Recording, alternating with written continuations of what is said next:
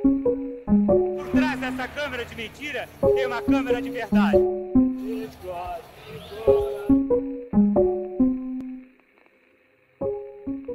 Olá, ouvintes! Sejam bem-vindos a mais um episódio do Storyse. Eu me chamo Julia Bart e hoje vamos falar sobre um dos maiores jornalistas brasileiros de todos os tempos, Tim Lopes. Neste episódio vamos abordar sua trajetória e carreira trabalhando enquanto repórter e jornalista investigativo ao dar voz às comunidades marginalizadas e também expor as realidades invisíveis das favelas cariocas. Além também de falar do horrível crime que tirou a sua vida e discutir sobre 2 documentários que relatam a sua história. E ao meu lado para falar sobre este caso está ele, Juliano Silva. Olá, ouvintes, tudo certo? Então, a gente vai estar aí debatendo mais uma vez sobre um caso real e palpável que aconteceu no Brasil, assim. Eu acho que esse episódio talvez vai se assemelhar bastante com o que a gente fez no episódio sobre o Carandiru, né? Também já recomendando esse episódio, que é um episódio muito bom. Eu relatar, né, um caso real que aconteceu e aí fazer uma análise com as obras da série, do documentário, pra fazer essa discussão. E bom, só pra também fazer uma observação, esse episódio ele apresenta temas sensíveis, então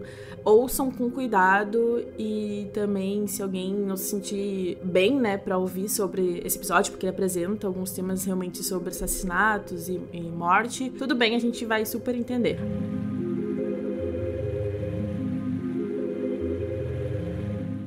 Há 20 anos que eu trabalho com reportagens investigativas. Em Jornal do Brasil, Globo, Folha de São Paulo, Isto É, Revista Veja, Revista Placar. E há 3 anos eu estou aqui na televisão. E qual o que passa na sua cabeça? Você está trabalhando... Eu só tremo depois. Depois é que eu fico assustado. Aí que eu começo a achar como é que loucura. Mas antes é de uma frieza absoluta. Estou ali atrás de uma notícia e buscando a notícia da melhor forma possível.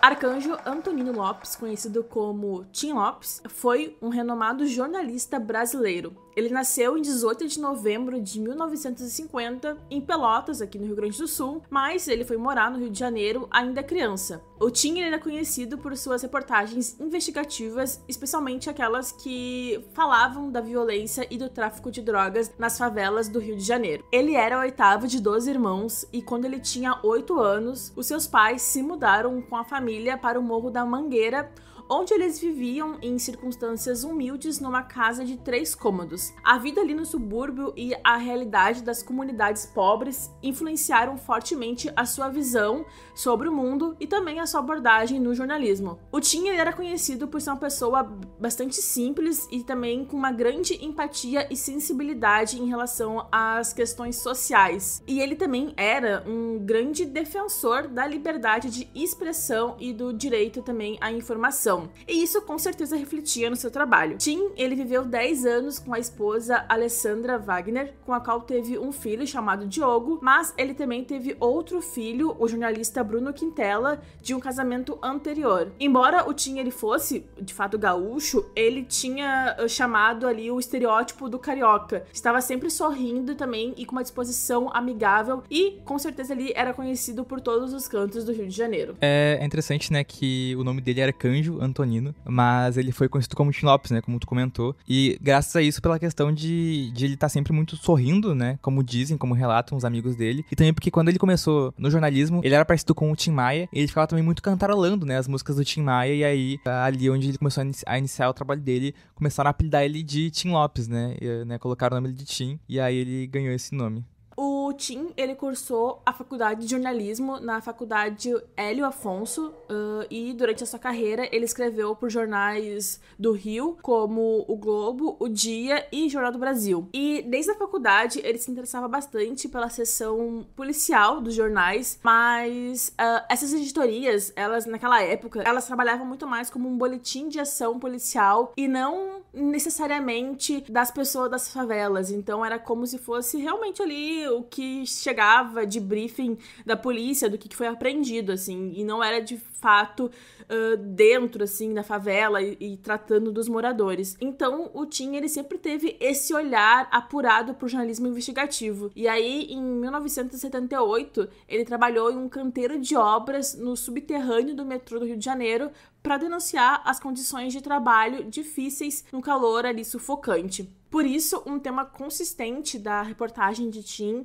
foi mostrar como os cidadãos de baixa renda que vivem nas favelas do Rio podem ser submetidos ao terror e à impotência sob a lei dos traficantes. Ele achava que o governo havia cedido o controle de bairros pobres a traficantes de drogas violentos. E um desses exemplos foi a série que ele escreveu para o jornal O Dia, em 1994, intitulada Funk, Som, Alegria e Terror, que, ali na reportagem, ele descrevia os bailes funks dirigidos por traficantes. Até sobre essa série que ele criou, né, ela é muito emblemática, assim, e também muito histórica, né, em relação a diversos relatos que falam que ele foi um dos primeiros a dizer, né, a trazer o funk ali pra essa questão de debater sobre o funk, falar sobre o funk e dizer que o funk não estava só ligado à questão da criminalidade, como falavam do funk nessa época, assim. Então, ele trouxe essa pauta de dizer que o funk também era um modo de cultura, né, das periferias, da favela, do povo, né, e um modo de resistência dessas comunidades. Então, assim, a gente já vai aí, né, iniciando, né, esse processo e esse trabalho dele de falar sobre a cultura da favela, das periferias e trazer isso pro jornal, né. Então, acho que essa série, assim, acho que é uma das principais, assim, nesse sentido. Com certeza, até porque, como até o próprio título diz, né, funk, som, alegria e terror, tinha essa questão cultural que estava se formando ali, o funk é um movimento cultural, mas também muito marginalizado e também tinha muita repressão da polícia, quando algumas pessoas, moradores, só queriam, de fato, dançar e curtir o funk, mas tinham que também lidar com esse lado mais terror mesmo. Então, ali entre 1977 e 1991, como repórter especial, o Tim, ele publicou dezenas de reportagens no Jornal do Brasil, e não só sobre assuntos policiais e o poder paralelo do tráfico, mas também sobre o samba, que foi um dos maiores grandes amores da vida dele, inclusive ele era até da Mangueira.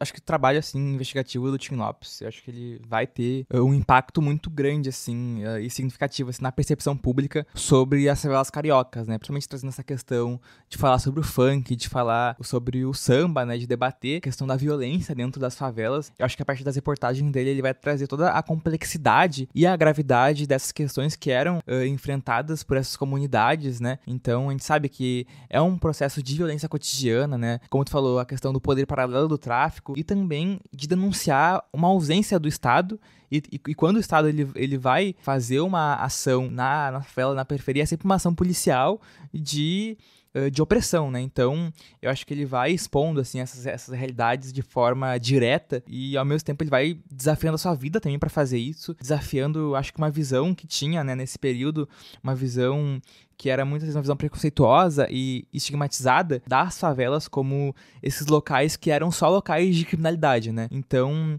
ele vai destacar essa resistência da vida cotidiana dos moradores comuns da periferia e tudo isso a partir das suas reportagens, do seu trabalho, assim, desde que ele iniciou trazendo sobre o debate da conscientização, sobre a situação que as periferias viviam no Rio de Janeiro e trazendo essas discussões de responsabilizar o poder público e a necessidade de que fosse criado políticas sociais mais eficazes e não simplesmente essas ações policiais desenfreadas e deliberadas que muitas vezes acabava em chacina, né? E até hoje a gente vê isso acontecendo nas periferias e nas favelas do Brasil. Sim, e além dele ter esse olhar para dentro das favelas, que era algo bem inédito até, e hoje em dia ainda é muito mais difícil de fazer depois da morte dele, ele também tinha um fator muito importante que era a escrita dele. Ele tinha as suas matérias, elas, tipo, se destacavam pela escrita sofisticada que ele tinha, que fazia o leitor adentrar na história. Então, o texto dele tinha muita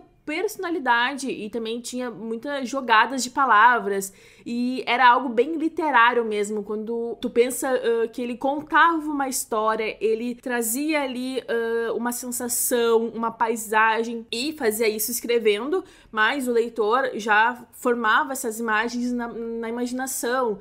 Então, era algo, assim, muito próprio dele. Além de ele estar dentro da favela, registrando ali aquele dia a dia das pessoas, ele também pegava o leitor muito pela forma literária com a qual ele escrevia. E aí, querendo ou não, hoje em dia a gente não vê muito mais isso assim no jornal. Hoje em dia é algo muito mais a toque de caixa e não existe tanto mais reportagens especiais como o Tim fazia. E eu acho que, além dessas questões, assim, e pesquisando sobre o modo, tu falou da escrita do Tim, também as técnicas que ele usava pra entrar nessas favelas e evidenciar a vida e o cotidiano desses cidadãos, assim. Eu acho que eu vi muito sobre a questão da etnografia, né? Que ele usava de alguma forma a etnografia social, né? Ele aplicava elementos dessa técnica no seu trabalho jornalístico, né? Principalmente por se inserir de uma maneira imersiva nas comunidades que ele cobria, né? Então, ele observava de perto os modos de vida, as dinâmicas sociais, né? A cultura que esse povo estava expressando, né? Dessas localidades. Então, eu acho que ele vai usar, né, dessa etnografia que envolve esse estudo detalhado de um grupo, de uma comunidade, tendo esse contato direto, essa vivência direta e prolongada. E aí acho que isso vai fazer com que ele consiga refletir de diversas formas, assim, e também conduzindo as suas investigações, né, as suas escritas, porque ele, frequentemente, ele se disfarçava, né, para se aproximar das pessoas, e também de situações que ele estava investigando, então ele se disfarçava, ele adentrava nesses locais, e isso se assemelha muito ao trabalho de um etnógrafo que busca, sei lá, compreender a cultura de dentro para fora, de um trabalho ali que ele está, né, estudando, assim. Então acho que essa prática etnográfica, acho que ele vai permitir, né, que ele consiga, assim, reproduzir essas reportagens para trazer uma compreensão mais rica, mais empática, né, sobre as condições na favela, assim, e não só uma visão externa, assim, de quem observa de longe. Então acho que ele tinha muito esse objetivo de denunciar esses casos, né. Exato, eu também acho que isso foi um dos grandes motivos que levou ele a ir pro jornal televisivo, a ir pra TV, porque, como tu falou, ele adentrava, e isso era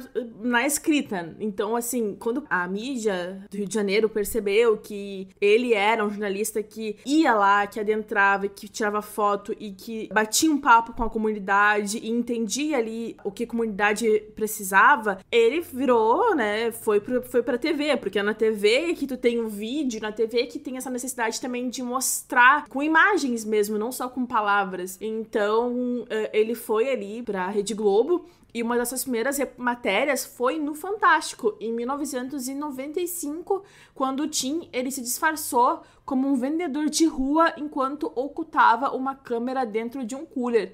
E o seu objetivo ali era falar sobre os riscos de assaltos à luz do dia para os cidadãos comuns do Rio, já que esse era uma realidade da época, até porque os arrastões também começaram ali nesse meio tempo. Foi até nessa situação que tu comentou que a gente tem um caso que foi flagrado, né, que foi gravado, que é no momento em que um rapaz, né, assaltante, ele começa a correr pra fugir, né, porque parece que alguém ali estava armado, assim, e foi tentar confrontar esse assaltante, e aí ele começa a ser perseguido, e aí a câmera grava ele sendo atropelado por um ônibus, porque ele atravessa a rua, né, tentando fugir, e eu acho que essa matéria, assim, ela vai também mostrar o nível da realidade que o Tim estava inserido, assim, a relatar esses casos, né, porque eu acho que além de usar a comunidade como um objeto de estudo, ele estava realmente inserido, né, ele estava ali tentando vivenciar de um modo, acho que mais extremo, assim, sabe, do que só usar, né, eles como estudo, mas ele tava ali inserido tentando conversar, tentando dialogar, tentando entender, né, quais personagens que existiam naquela dinâmica, assim, social desses espaços. Pois é, a gente falou dessa matéria, mas até no jornal, algumas matérias antes, ele fez uma em que ele se disfarçou de pessoa ali em situação de rua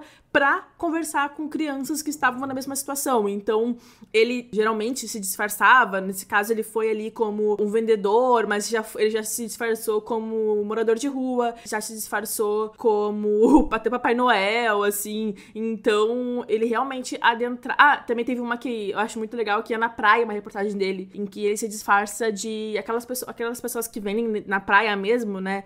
Então, ele realmente adentrava esse mundo dessas pessoas para entender de fato o que eram essas pessoas, quem elas são e contar essas histórias, sabe? Então, assim, eu acho que existe uma coisa muito forte nas matérias dele, que é não só tu tá ali, pegando o relato da polícia, pegando o relato de uma pessoa que passou e viu o crime, mas tu falar com a pessoa que tá ali na margem da sociedade de fato, sabe? E nessa situação dos meninos, ele presenciou o assalto, ele filmou de perto, mas ele ressalta, quando daí os dois são apreendidos e um é morto, ele ressalta que eles eram todos menores de idade, eles tinham menos de 18 anos.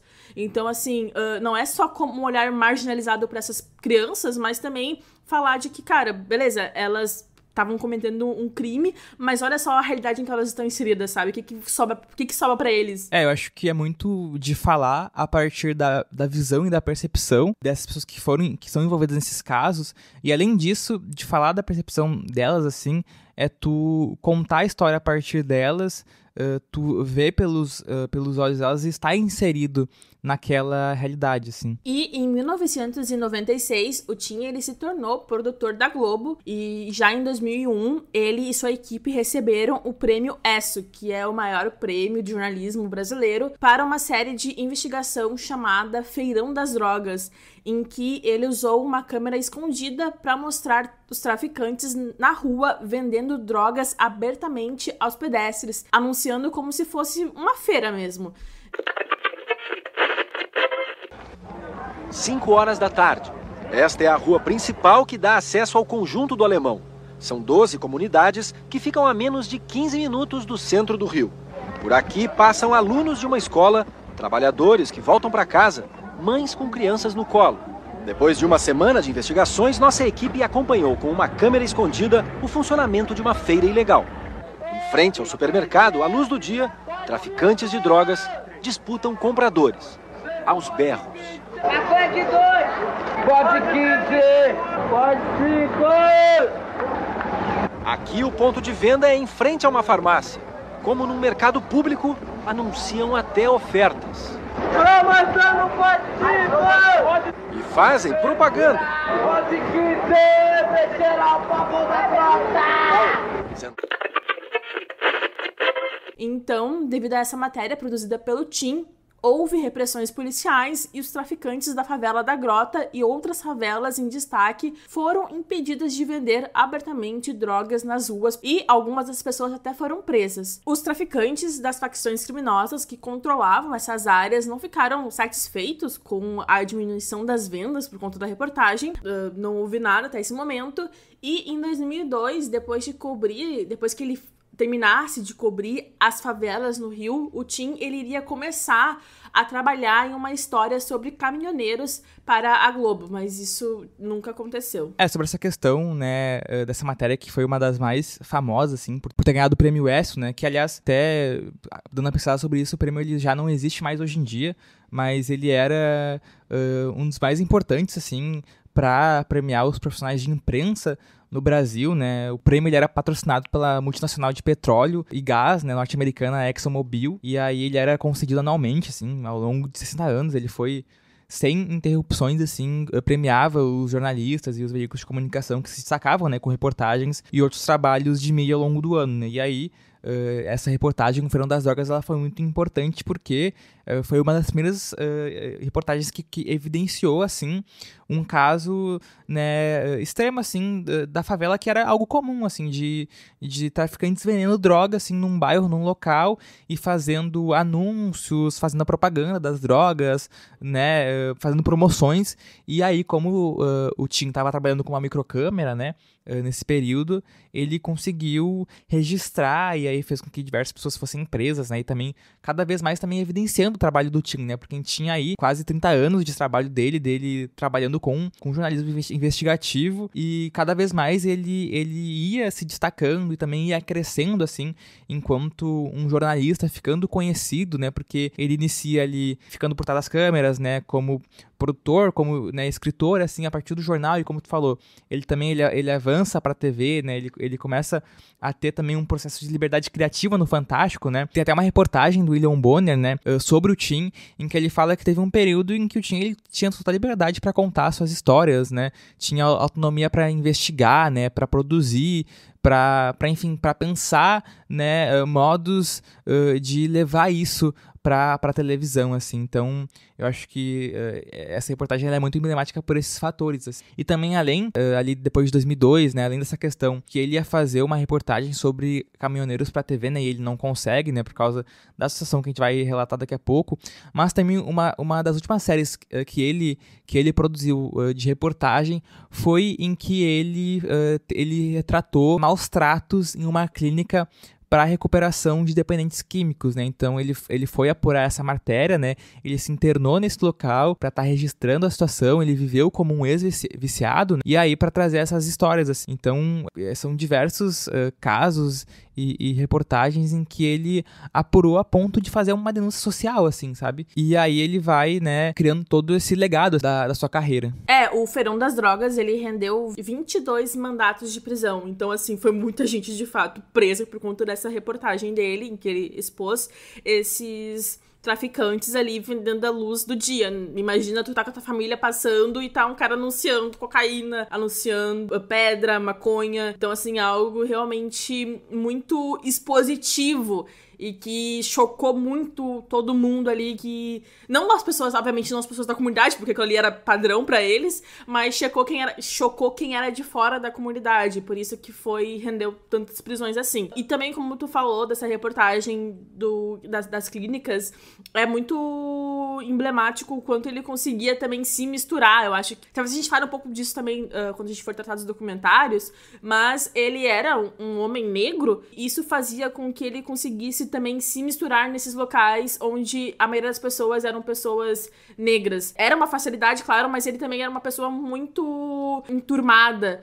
e muito conseguia realmente, assim, desenvolver com as pessoas. Então, e até essa reportagem dos caminhoneiros, era uma reportagem que ele viajaria o país inteiro acompanhando os caminhoneiros. Então, eu fico imaginando quanto essa reportagem seria muito significativa e teria também novas visões a essa profissão. E até por essas questões que tu falou, né, de ele ter esses marcadores sociais enquanto uma pessoa negra, teve também uma grande dificuldade para ele estar, né, ali enquanto na frente das câmeras, né, porque por um bom tempo ele ficava por trás das câmeras porque dizia que ele não tinha o biotipo, o visual de alguém que estaria apresentando na frente das câmeras, né, e com o tempo ele demonstrou que esse preconceito, né, esse preconceito velado, né, enfim, racista, estava errado, porque ele tinha uma grande habilidade tanto por trás das câmeras quanto na frente das câmeras, né, ele tinha um carisma, assim, extremo, assim, e tu falou dessa questão de ele conseguir se enturmar muito, acho que vai muito ao encontro de que ele falava das histórias da maior parte da população.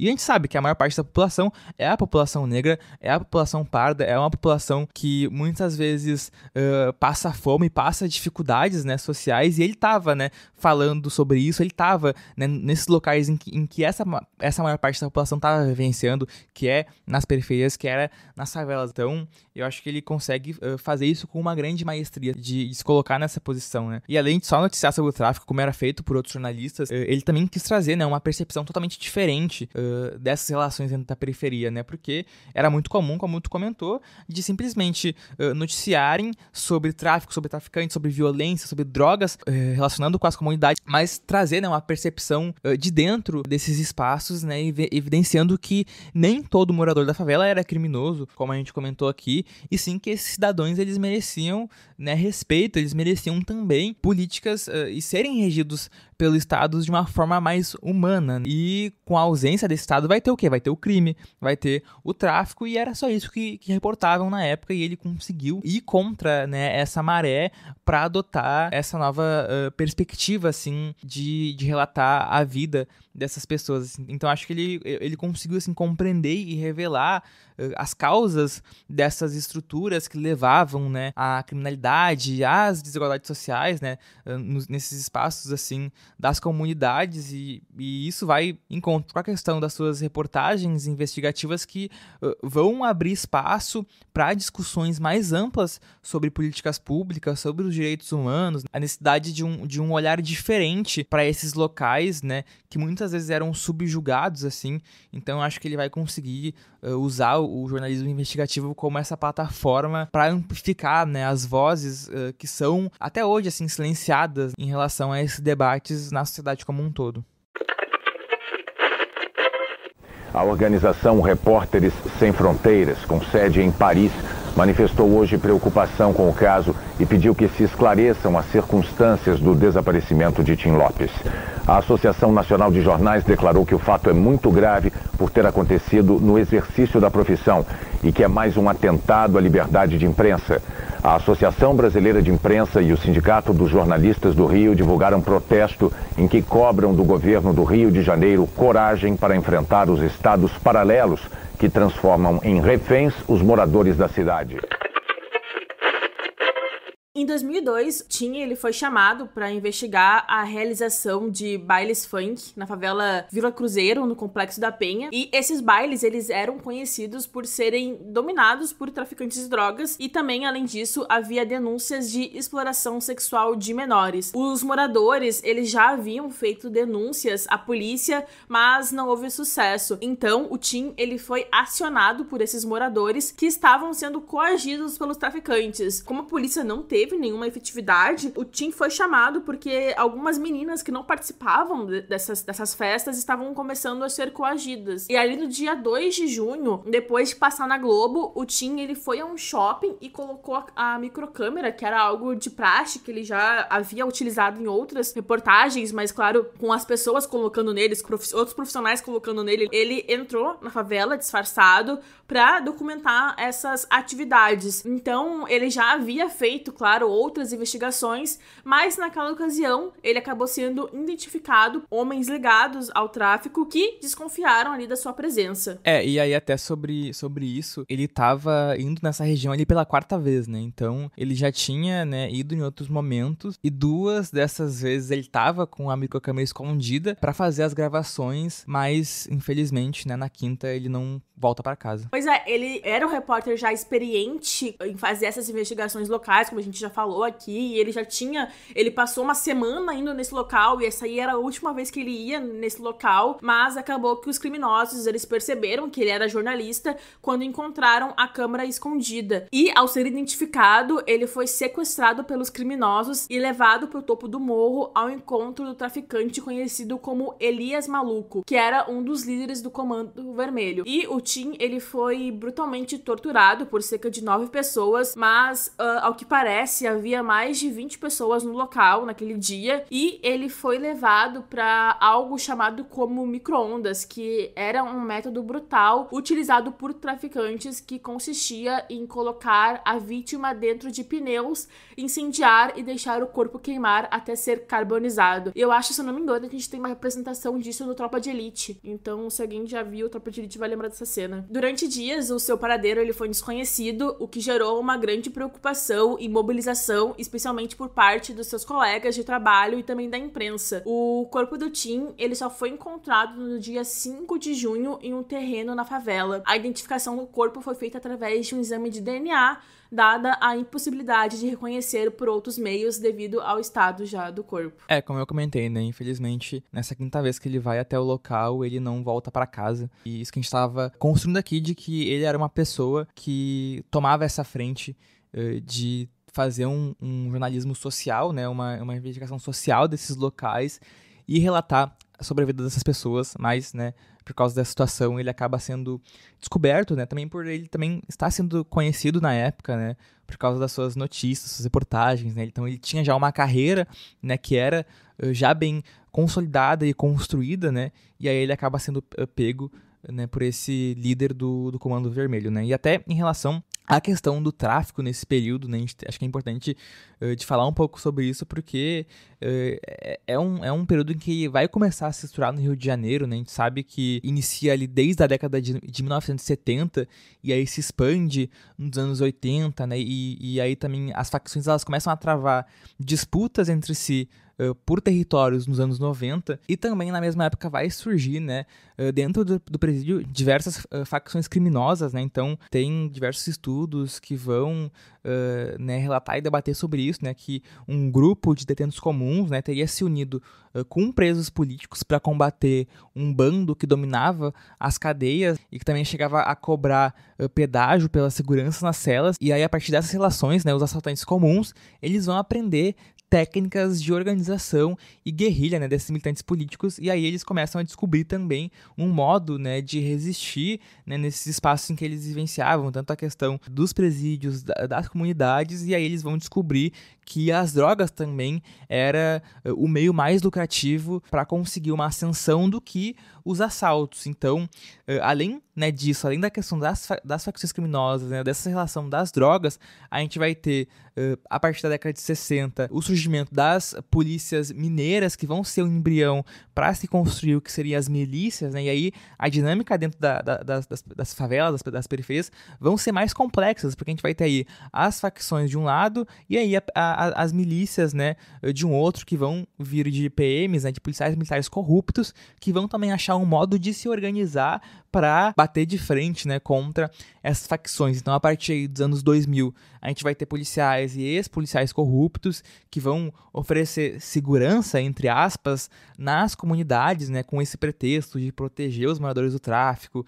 E aí, quem se opunha a isso sofria diversas repressões e violência. Então, a gente tem, como também acho que tu falou do Tropa de Elite. O Tropa de Elite, ele relata muito sobre isso. Tanto o 1 quanto o 2, ele vai trazer, né, essas relações dentro das favelas, que as milícias, elas também estabeleciam dinâmicas de cobrar taxas de proteção, explorando as comunidades. Então, esses grupos paramilitares, como a gente pode falar, eles vão impor também um monopólio dentro desse espaço de internet clandestina, de distribuição de água, de gás, de cobrar esses pedágios, assim. Então, esse é um contexto que se encontrava o Tim Lopes quando ele morre em 2002, né? Esse era o contexto do Rio de Janeiro, né, tendo o crime organizado, né, como esses territórios, como eles eram divididos, como eles eram dominados por essas facções, por esses traficantes de drogas, né, por essas milícias que controlavam, né, as diversas favelas e áreas periféricas das cidades. Então, acho que é importante a gente ter essa compreensão, assim, de como essa dinâmica acontecia, né? Porque, além disso, a gente vai ter aí 3 grandes facções, né, nesse período, assim, que disputavam esses espaços. A gente vai ter o Comando Vermelho, vai ter o Terceiro Comando, e logo depois a gente vai ter o grupo Amigos dos Amigos. Então, são diversas disputas que acontecem nesse espaço, e era isso que o Tim Lopes enfrentava, assim, ao subir o morro, ao subir a favela, para evidenciar e relatar sobre a vida da comunidade que vivia, assim, né, no meio disso tudo. E também, como tu bem falou, já tinha uma tensão entre os próprios traficantes. Então, ter um jornalista ali naquele local registrando era algo assim que ninguém queria, sabe? Ninguém dava. A comunidade já também não queria falar tanto. E aí, até por isso, assim, o que relatam que aconteceu foi que um menino ali, ele percebeu que tinha algo piscando ali na roupa do Tim, e aí ele foi lá e avisou um traficante, sabe? Então, assim, obviamente, os moradores estavam sendo coagidos, e aí eles também estavam tentando, de alguma forma, se proteger, e por isso que um repórter ali naquele local significava expor algo que ninguém queria que fosse exposto, sabe? Até porque a reportagem dele, Feirão das Drogas, foi muito isso, assim, mostrou a cara desses traficantes no jornal, assim. Então, isso foi algo que deixou os traficantes muito irritados. Até o que se relata é que o Elias Maluco reconheceu que o Tim Lopes e ficou muito eufórico porque tinha pego o jornalista. Então, assim, o Tim, ele já era um pouco conhecido, o pessoal já sabia quem era ele, mas isso também difere, assim. A gente vai falar um pouco disso agora, porque o relatório final da polícia concluiu que o Tim, ele não havia filmado o baile funk naquela noite do dia 2 de junho de 2002, mas estava investigando o tráfico de droga e a exploração sexual na região, como a gente já falou. Então ele não chegou a filmar o baile funk, porque ele foi pego antes, no início da noite. E no relatório foi registrado que se a Globo tivesse notificado a polícia sobre o desaparecimento do Tim na mesma noite, poderia ter havido uma chance maior de resgatá-lo com vida, porque o que acontece? O Tim, ele tava lá na região, e aí ele marcou com um colega de profissão que pegava ele sempre em algum ponto, marcou de pegar daqui a algumas horas, só que o Tim nunca apareceu. Aí esse colega voltou pra emissora e registrou que o Tim não voltou. Então, a Globo, ela esperou amanhecer no dia seguinte pra relatar o desaparecimento. Então, também, a esposa dele também relatou que ele não voltou pra casa, então foi sucedendo aí algumas horas até, de fato, a polícia saber que ele estava desaparecido. E aí, o Jornal Nacional, ele transmitiu uma resposta à polícia em que criticou qualquer insinuação de que a emissora teria agido de forma negligente e ressaltou que as imagens gravadas pelo Tim foram destruídas pelos traficantes na mesma noite. Além disso, o jornal também enfatizou que o Tim, ele já havia produzido a reportagem Feirão das Drogas em 2021 e era um jornalista experiente e cauteloso. Até porque o que foi alegado pela polícia é que, como o Tim tinha feito essa reportagem, mas ele não apareceu na reportagem, isso é importante falar, ele filmou as cenas e tudo mais, mas não foi ele que deu a voz na reportagem e tudo mais, ele foi produtor. Mas ele apareceu no Prêmio ESSO, só que, assim, também, o Prêmio ESSO ali, umas imagens filmadas e tudo mais. Só que a polícia falou que o Tim, ele foi um pouco negligente, porque os traficantes já sabiam como é que ele era, então ele não deveria ter subido o morro dessa forma. Só que pra Globo, não, pra Globo ele era um jornalista experiente e tinha noção do que ele estava fazendo, sabe? Tinha muito essas visões diferentes entre a polícia e a emissora. Então, eu também acho que vale comentar, o Tim, de fato, ele era um jornalista responsável, experiente, mas ele também estava ganhando mídia, ele estava ganhando notoriedade, já tinha ganhado notoriedade entre os colegas, mas ele estava sendo reconhecido por algumas pessoas, sabe? Então, enfim, fica realmente uma discussão que a gente não vai finalizar aqui. Ele era conhecido, ele não era conhecido, ele devia ter subido o morro, não devia ter subido o morro.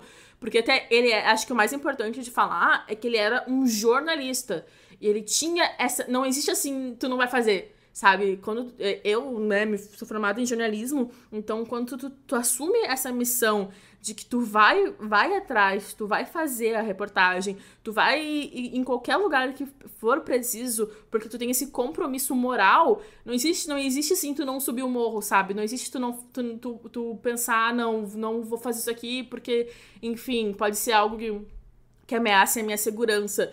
Porque, acima de tudo, existe um compromisso muito moral, sabe? Em relatar aquele fato, em trazer a verdade. E então, eu acredito que o Tim, acima de tudo, ele tinha esse compromisso moral e por isso que ele subiu o morro. Pra ele não existia não subir. Então, acho que isso também vale ressaltar. E após o caso ganhar essa grande repercussão, a governadora do Rio de Janeiro, na época, ela ordenou mudanças na condução das investigações. O Tim, ele foi enterrado no cemitério Jardim da Saudade, em Sulacap, no dia 2 de junho de 2002. E o Elias Maluco, ele foi condenado a 28 anos de prisão e ele foi encontrado morto em sua cela em 2020. Eu acho que, como tu falou, eu concordo também contigo, assim, era o trabalho dele, né, enquanto um jornalista investigativo que tinha esse compromisso de fazer essas denúncias.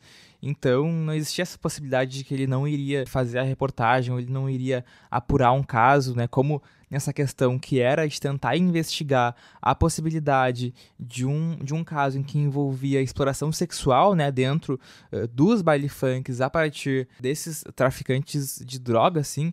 Então não existia essa possibilidade dele não ir investigar ou ir fazer reportagem ou não subir o morro, né? Ele era um jornalista, eu acho que tu bem pontuou, Vulha, de falar sobre isso e trazer, né, essa ênfase de que era o trabalho dele, né? Acho que, infelizmente, acontece essa fatalidade, né, que é a morte dele, mas eu também nem imaginaria, assim, né, tendo contato com a história dele, né, de a gente ter feito essas pesquisas, de que ele iria, assim, se abster de fazer o trabalho dele porque ele tinha se tornado uma pessoa conhecida, né, porque ele tinha se tornado uma pessoa que de algum modo poderia ser um alvo, claro, ele tinha que tomar uma segurança, depois a gente vai comentar, né, qual o impacto que a morte dele tem em proteção para os jornalistas, porque também não era as mil maravilhas, né? Era o início, assim, dessa produção de ter que subir as favelas, de ter que apurar esses casos sem uma proteção, sem uma segurança. Não era, assim, perfeito, não era totalmente seguro, não era, né? Claro, mas ele, enquanto jornalista, estava cumprindo ali o seu papel, né? De estar ali relatando e retratando mais uma situação que acontecia nesses espaços. Tim, você sabe que em dias tristes como o de hoje nós costumamos evitar o boa noite, deixando que o silêncio dos estúdios mostre toda a eloquência da nossa dor. Mas hoje nós decidimos fazer diferente. Você sempre foi um apaixonado pela profissão, sempre teve um sorriso contagiante para alegrar os nossos dias, sempre teve uma palavra de incentivo para os menos experientes sempre vibrou diante de cada reportagem que fez. E agora, com a sua morte, você nos deu a chance de saber que no mesmo grande repórter convivia um marido carinhoso que deixou um amor imenso a Alessandra e um pai extremado, capaz de passar aos filhos Bruno e Diogo toda a retidão do seu caráter, a coragem para enfrentar os dias difíceis e uma vontade desmedida de ajudar o próximo. A sua voz será ouvida cada vez mais alta em cada reportagem que nós, jornalistas do Brasil, fizermos. Em vez do silêncio, o nosso aplauso.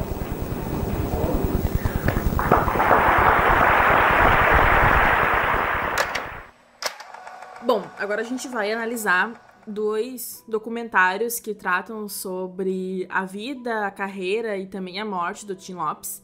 O primeiro, de 2013, lançado 10 anos após a sua morte, chamado Tim Lopes, Histórias de Arcanjo, que foi dirigido pelo Guilherme Azevedo e também apresentado pelo filho do Tim, o Bruno Quintela. E esse documentário, ele aborda tanto a vida pessoal quanto a carreira do Tim e também o impacto da sua morte na sociedade e no jornalismo brasileiro. E também a outra série documental que lançou em 2023, chamada Onde Está Tim Lopes, que é dirigida pelo Guilherme Azevedo também e produzida pelo Bruno Quintela. A série, ela apresenta 4 episódios e mistura as memórias pessoais do Tim e entrevistas com seus amigos, familiares e colegas de trabalho. E além disso também a série ela traz ali algumas questões sobre a favela, sobre a comunidade e sobre a polícia, Rio de Janeiro, tudo que envolveu ali aquele ambiente do Tim para dar luz ao que isso, como isso está representado hoje em dia. Vale ressaltar também que os 2 documentários eles estão disponíveis na Globoplay. Isso, né? E falando sobre esse primeiro documentário, né, o Tim Lopes, Histórias de Arcanjo, de 2013, ele é muito bom porque ele coloca, né, em cena o filho do Tim Lopes, que é o Bruno Quintela, e ele vai relatando ali as histórias do seu pai, né, colocando assim em pauta as discussões em relação às reportagens em que ele fez, o trabalho do seu pai, assim. Então eu acho que é um modo muito bonito de trazer, né, a memória do Tim Lopes, assim, principalmente a partir do filho dele, né, de estar ali em frente, que também é um jornalista, que também foca nessa questão de trazer um jornalismo investigativo, um jornalismo social a partir disso, e, né, relatando a história do seu pai. Esse Tim Lopes, Histórias de Arcanjo, ele, como tu falou, ele traz a visão do Bruno, e aí eu acho interessante que é ele conversando com várias pessoas que passaram pela vida do pai, e também trazendo as suas próprias memórias do pai, e trazendo também quem era o pai dele, tanto pra ele quanto pra sociedade. Eu acho muito bonito, assim, como ele faz essa reflexão, porque além de tudo a gente conheceu o Tim enquanto profissional, mas também havia o Tim Lopes, pai, marido, filho. Então é uma forma bastante bonita de homenagear essa memória. E também o que eu acho mais interessante nos 2, e nesse aqui também, nesse documentário, é que eles não tratam do crime, não é tipo um negócio true crime.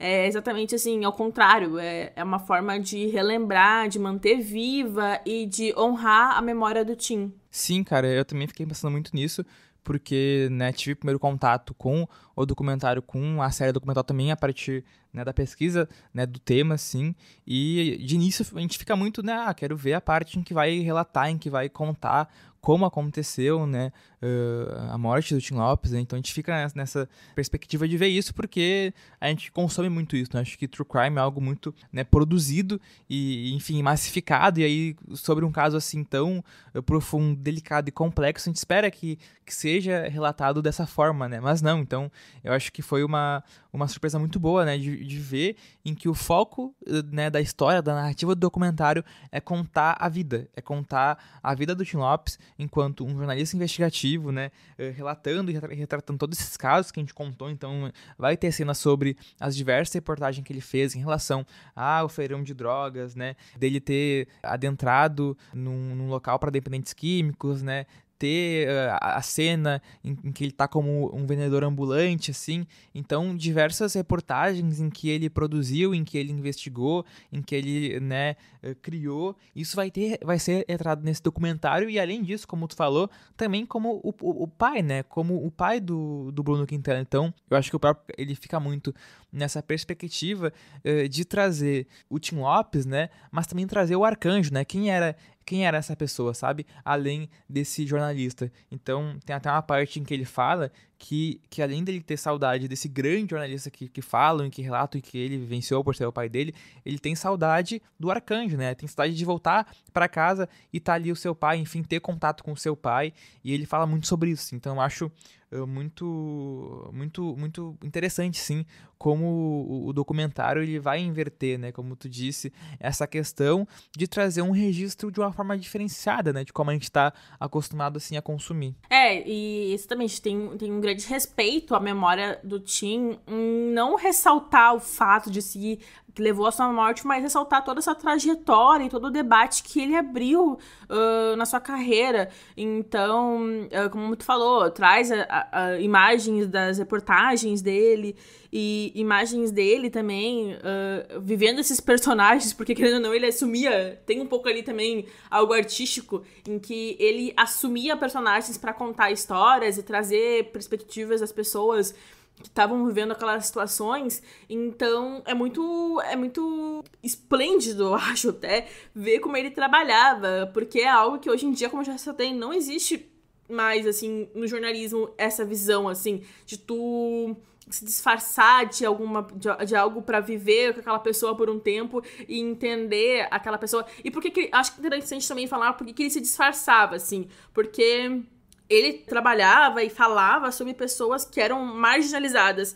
E essas pessoas, elas já estão numa situação tão vulnerável e que a sociedade abandonou elas por completo. O Estado não funciona para elas, em que elas se sentem ameaçadas por qualquer outra coisa exterior, assim, sabe? Então, elas precisam muito se proteger e se cercar, assim. Então, não ia funcionar em nenhum momento se o Tim fosse como um jornalista, de gravata, sei lá, com um microfone ou com uma câmera, falar por exemplo, com as crianças em situação de rua, em que ele se disfarçou de morador de rua. Cara, isso não ia funcionar. As crianças iam, sei lá, xingar ele, iam embora, iam, tipo, sei lá, tocar pedra nele, porque essas crianças já estão tão numa situação tão desconfortante que elas obviamente não iam se sentir confortáveis de falar com um jornalista, tá ligado? O que o cara quer aqui pegar minha imagem pra me fazer de coitado, sabe? Então, quando ele fazia esse disfarce, era realmente pra viver como um pouco daquela situação e pra sentir na pele como que era aquela situação. E além também de viver essa situação em que ele ia lá e ficava disfarçado, isso também trazia um respaldo pra ele, assim, porque era algo que quase ninguém, como a gente falou, quase ninguém fazia na época, era algo muito próprio do Tim Lopes, mas também trazia certos perigos. E o que hoje em dia a gente tem até de jornalistas em que não, por que não se faz mais isso?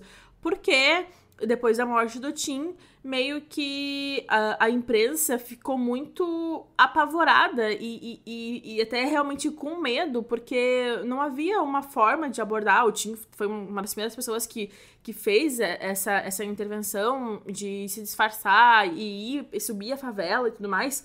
E aí, quando ele morre, e aí acontece toda essa comoção na mídia e direitos humanos e vamos proteger os jornalistas, tudo bem, é válido, porque é uma vida que também tá ali, né, tá a serviço, mas é uma vida também que tá ali, e aí acaba com que não exista hoje em dia mais, ou exista poucos, talvez, né, jornalistas que estão nesse front, que sobem o morro, muito por conta do que aconteceu com o Tim, mas também porque a imprensa optou por isso, assim, e aí eu acho que tem dois lados da moeda, sabe? O lado, obviamente, de proteger as vidas, e isso é necessário para a profissão de jornalista e proteger os jornalistas, mas também o outro é que as reportagens, elas acabam ficando muito no limiar do que acontece, sabe? Tu não tem um aprofundamento, sabe? Porque tu não sobe mais o morro. Tu fica ali na base do morro, e aí tu fala com a polícia, e a polícia tem a versão dela, e é isso que tu vai relatar na reportagem. Tu não tem mais a voz da população, a voz da comunidade. E aí, o que eu acho que hoje em dia salva um pouco isso, que também é até abordado nos documentários, é os próprios jornais internos das comunidades que vão surgindo. Tipo, Voz das Comunidades, que é um jornal das comunidades do Rio, e que foi abordado no documentário, que é um jornal interno em que visa trazer essa visão do que acontece ali dentro, já que o jornal tradicional não sobe mais o morro, por medo, sabe? Então, assim, é realmente dois lados da moeda. Até, a gente tá falando aqui dos dois documentários, mas no segundo documentário, Onde Está Tim Lopes, tem uma entrevista com o Manuel Soares, que é um jornalista brasileiro gaúcho que fez muito isso no Rio Grande do Sul, de entrar nas comunidades e relatar o que estava acontecendo dentro das comunidades, porque, é fato, o jornal tradicional não vai subir mais no morro. Muito por esse medo, claro, do que aconteceu com o Tim, mas também porque existe essa invisibilidade atualmente. Pois é, né? Acho que tu trouxe muitos pontos, assim, acho que sobre essa questão que tu falou de que as pessoas, elas estão tão em vulnerabilidade social, de que, e muitas vezes naquele período, naquela época, elas realmente se sentiam assustadas, né, em estar ali com um jornalista, se ele fosse, né, ir como um jornalista, né, nesses locais e falar assim, vou escrever sobre os casos, ou vou relatar sobre esses registros, né. E também vai muito de encontro com o que a gente estava comentando, né, da questão de o Tim Lopes usar de uma certa etnografia social para relatar essas situações, e além disso, eu acho que ambos os documentários aqui, eles têm muitas coisas em comum, como a gente falou, né, eles têm registros de reportagens, têm relatos de amigos jornalistas, né, que falam sobre o Tim Lopes, que falam sobre a história do Tim Lopes, então acho que ambos se complementam, né, e têm esse papel assim. Mas a questão de que o Tim Lopes, né, como falam, né, nesses dois documentários, ele era uma pessoa, uma personalidade completa, ele era um artista, além de jornalista, ele era um artista, né, ele sabia, né, conversar com as pessoas, ele sabia, né, ele além de ser um jornalista investigativo, ele era um profissional completo, né, então quando tem o processo de ir pro jornal, pra TV, ele é um dos primeiros a tentar aprender sobre câmera, a tentar aprender sobre as novas tecnologias, a como usar isso nas investigações, nas reportagens, assim. Então ele era assim uma persona que tinha, né, uma alma de artista, uma alma de uma pessoa que conseguia desenvolver e estar à frente de diversos caminhos para fazer a denúncia que ele queria fazer, assim. Então, eu acho que essa questão de que realmente hoje as pessoas, hoje os jornalistas, né, hoje a mídia comum, né, acaba por não subir tanto no morro, porque, né, o Tim Lopes, ele sentia que ele tinha esse papel, ele tinha essa responsabilidade, e ele sabia, né, como ele poderia fazer isso, como ele poderia usar esse modo que ele tinha, né, dele próprio, né, com uma pessoa única, assim, e eu acho que isso no documentário é muito retratado, é muito, né, colocado, até na série documental, em um dos episódios, eles colocam que o Tim Lopes, ele seria o Pelé, né, dos jornalistas, e além disso, né, tu citou a questão do Manuel Soares, e ele fala uma frase muito, muito bonita, de colocar o Tim Lopes como o orixá do jornalismo. Se existisse um orixá para os jornalistas, é o Tim Lopes. Ele coloca o Tim Lopes nessa posição de que mesmo uma pessoa que morreu, né, uma personalidade que não está mais entre nós, mas que se tornou algo ancestral. Ele é algo tão além, é tão colocado assim como uma pessoa tão especial, que passou por diversas pessoas, que teve, enfim, teve diversos trabalhos, teve um legado tão grandioso e tem, né, enfim, registros, né, dele, assim, como essa pessoa que colocam ele nessa posição de alguém ancestral que conseguiu desenvolver um trabalho extremamente grandioso, assim. Eu acho que são essas palavras, assim, são esses adjetivos, porque era uma pessoa única, né, ele conseguia, né, com o papel dele, ele conseguia ser uma pessoa única na profissão que ele estava desempenhando, assim. Então, acho que ele é um grande exemplo, né, como jornalista.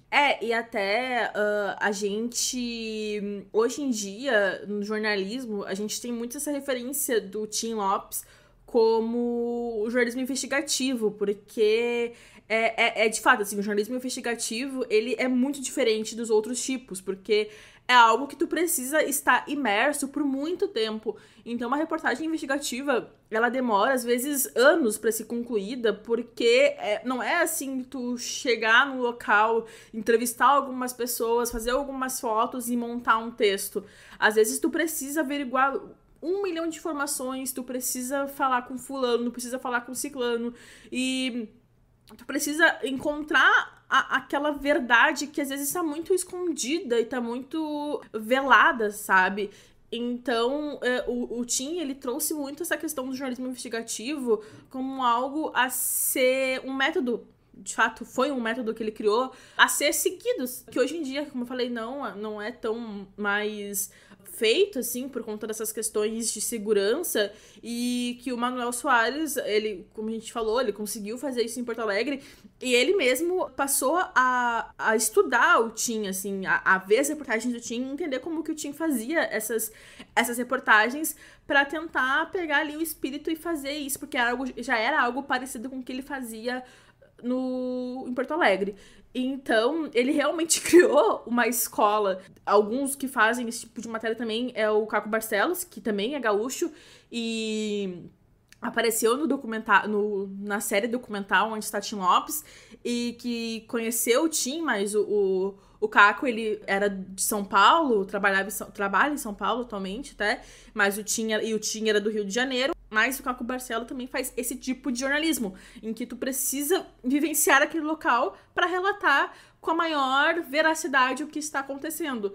Então, eu até aconselho, assim, a assistirem também as reportagens do Caco Barcelos no Profissão Repórter, porque é ele, em muitos momentos, experienciando e vivendo o que aquelas pessoas estão vivendo para relatar com maior veracidade. E quando eu falo também em relatar com maior veracidade, a gente precisa distinguir que o jornalismo tem essa imaginação, assim, tem essa fantasia de que precisa ser algo parcial, e não existe parcialidade no jornalismo. Sempre quando tu vai contar uma história, tu assume um lado em busca da verdade, sabe?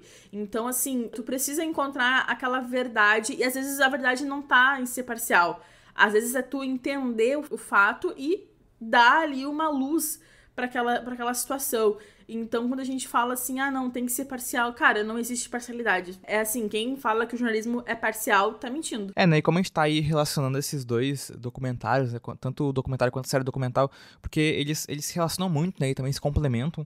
Acho que até se alguém for assistir o documentário e depois assistir a série, também pode sentir um pouco de repetição em relação aos assuntos, porque o documentário foi feito em 2013, né, já a série em 2023, então também tem um período aí, então a série também tem o objetivo de também retomar os assuntos sobre o Tim Lopes, né. E eu gosto muito também da jogada que eles fazem com o nome, né? Que é esse nome de Onde Está Tim Lopes?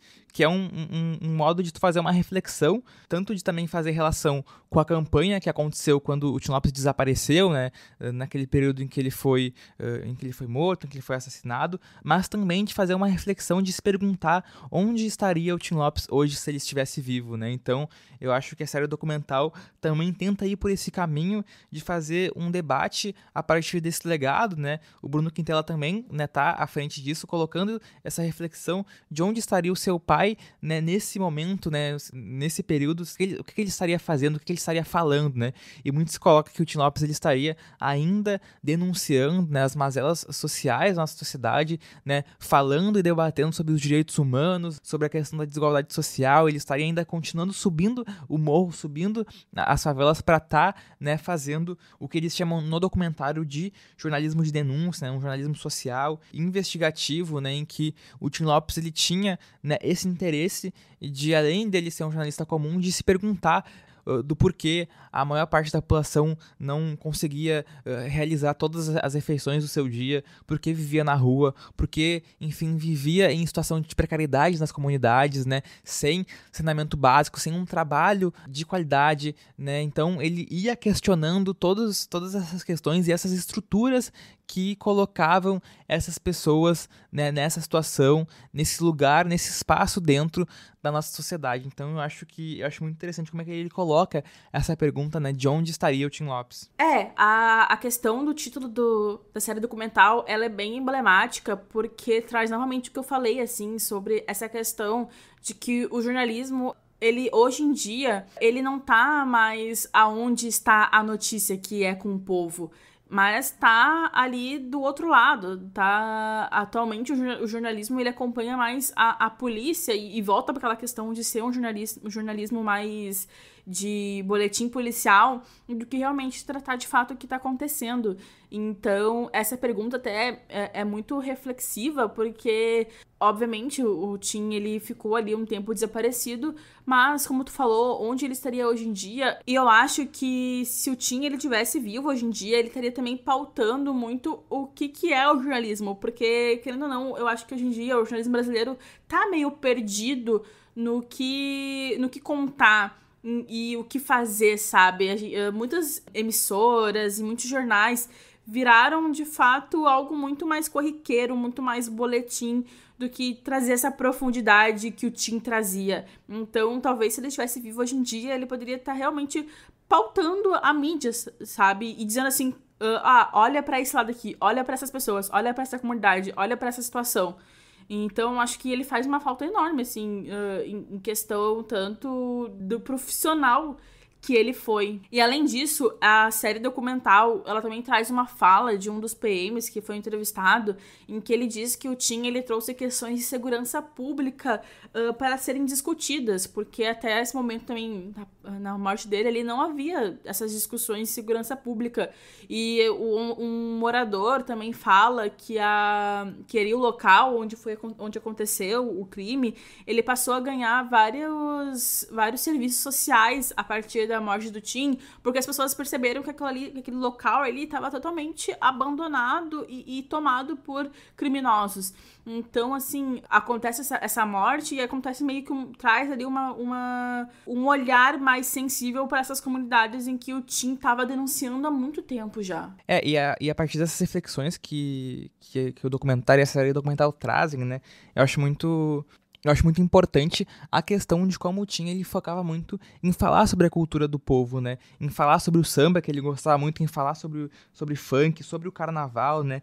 Tem até uma entrevista sobre uma reportagem que ele tinha realizado em relação ao surf na comunidade, e ele também tinha sido um dos primeiros a debater sobre isso, sobre jovens que estavam praticando o surf em comunidades no Rio de Janeiro. Então, e até no documentário eles retomam, né, essa questão, né, do esporte, da cultura, que o Tim trazia muito, assim, né, em suas narrativas, né, em seus textos, né, e como ele fazia essas denúncias, e também, né, mais ali pro final da série documental, também tem esse debate que a gente está colocando aqui de que, né, é necessário que os jornalistas, de que a grande mídia, né, faça o que hoje a gente tem como papel da mídia independente, que é voltar a subir o morro, né, que é voltar a tomar esse local como um espaço para fazer essas reflexões, para fazer esses debates e trazer isso à tona, né, em grandes mídias, assim.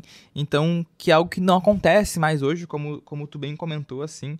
Então, acho que o papel do Tim Lopes foi isso, né? Foi de colocar em xeque essas discussões, de trazer o debate sobre a guerra às drogas, que a gente sabe que é uma falácia, que não funciona, que a repressão policial que hoje o Estado brasileiro faz em relação às comunidades, em relação às periferias, é algo que não funciona e que só gera mais chacina, gera só mais morte, né? Para as pessoas que vivem, né, nesses locais, assim. Então, eu acho que o Bruno, né, que é o filho dele, mediando, assim, esse espaço de trazer toda essa carga da história do Tim Lopes, acho que ele faz algo muito, assim, bem produzido, assim, sabe?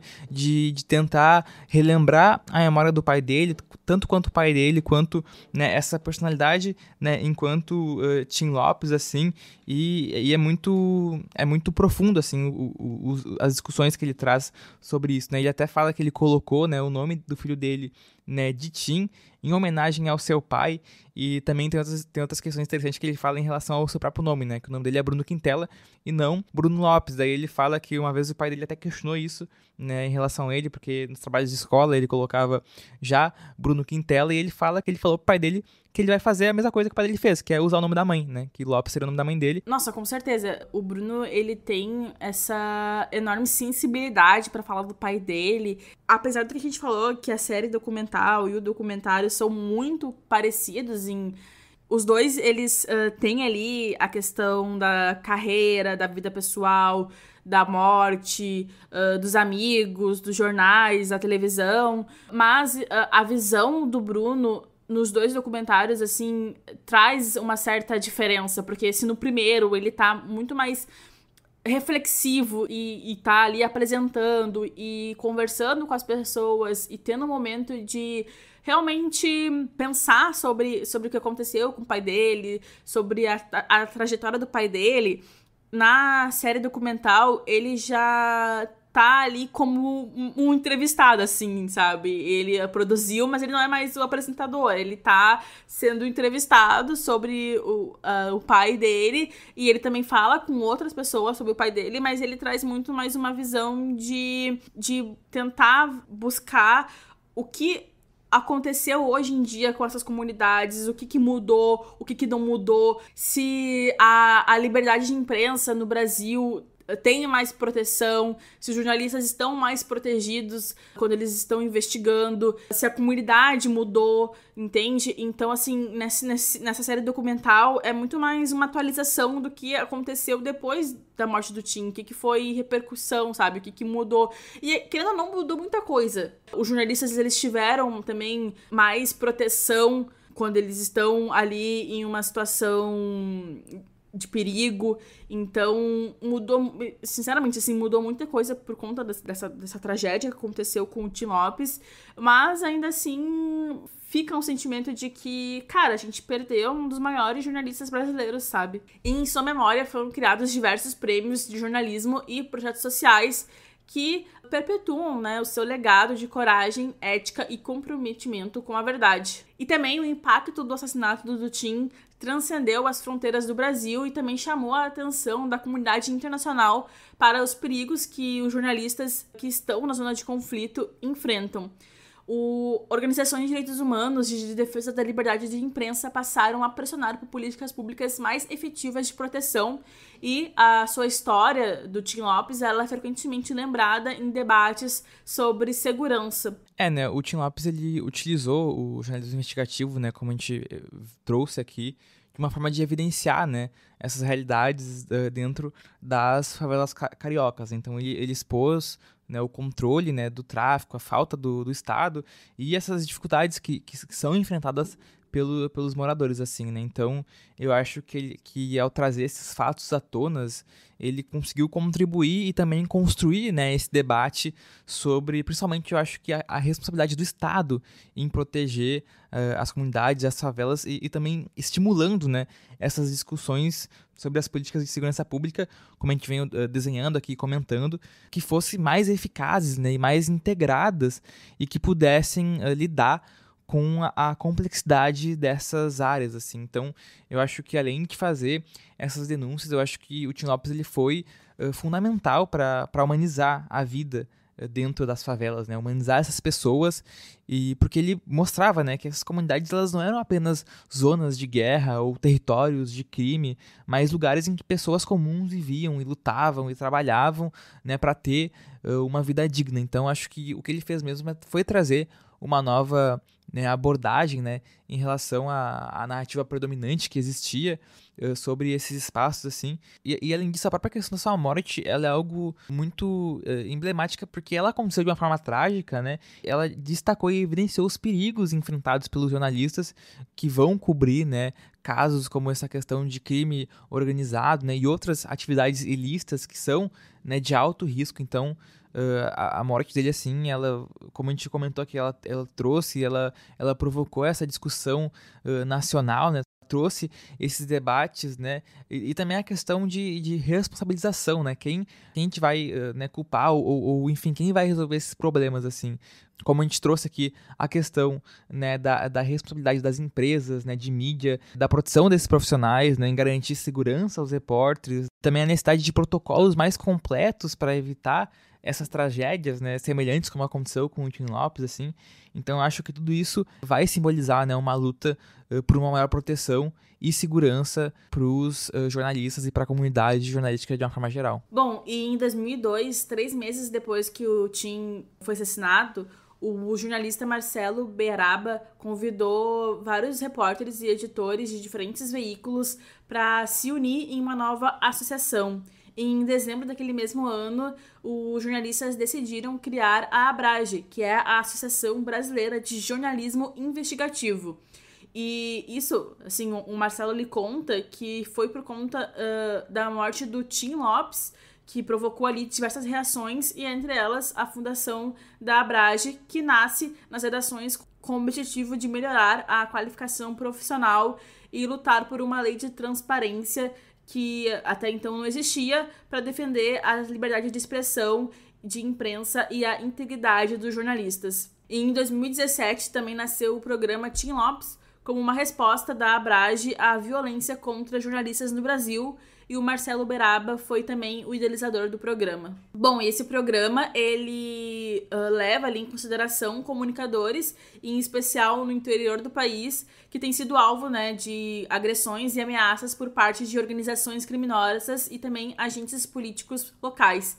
E o programa ele busca assegurar a proteção desses jornalistas, e tem sido uma das prioridades do programa também acompanhar o rumo das investigações que são feitas por esses profissionais. É isso aí, né? E também falando, né, um pouco de alguns dados, né? Infelizmente, o número de mortos atingidos em 2022 é o mais alto dos últimos 4 anos em relação a jornalistas. Né? Então, a gente tem aí 58 jornalistas assassinados no exercício de suas funções, né? Um aumento de 13,7% em relação a 2021, quando foram registradas 51 vítimas no mundo todo.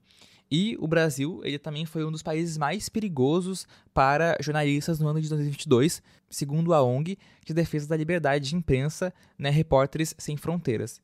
E em seu relatório mais atual, né, a RSF, ela lista 3 mortes de jornalistas no Brasil.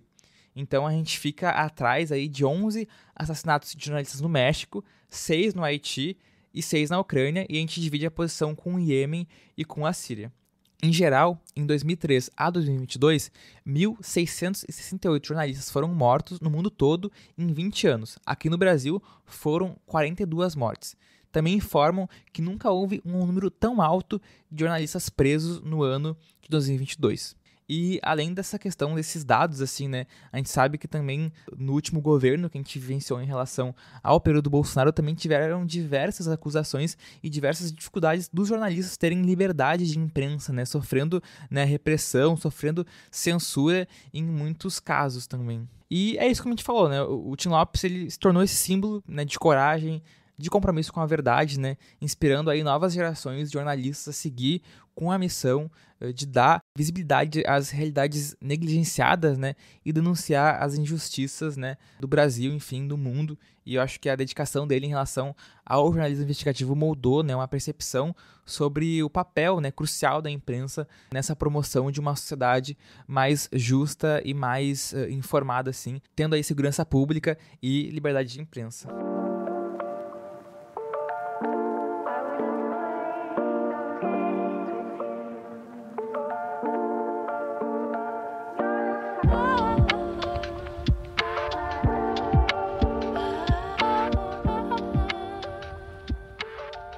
Bom, é isso. A gente quis muito fazer esse episódio para tratar sobre o Tim Lopes, né, para relembrar a memória dele e para também apresentar para outras pessoas, novas gerações que não conhecem a sua importância, não conhecem a sua trajetória, a sua carreira e o quanto ele significa pro jornalismo brasileiro e também pro internacional. É isso aí, né? Mesmo sendo um tema, assim, muito delicado, né? Muito pesado, assim, e complexo, eu acho que é uma discussão importante de fazer, né, em relação, né, a essas questões do ser jornalista, né, da profissão do jornalista, principalmente de tentar, né, também trazer a memória do Tim Lopes, assim.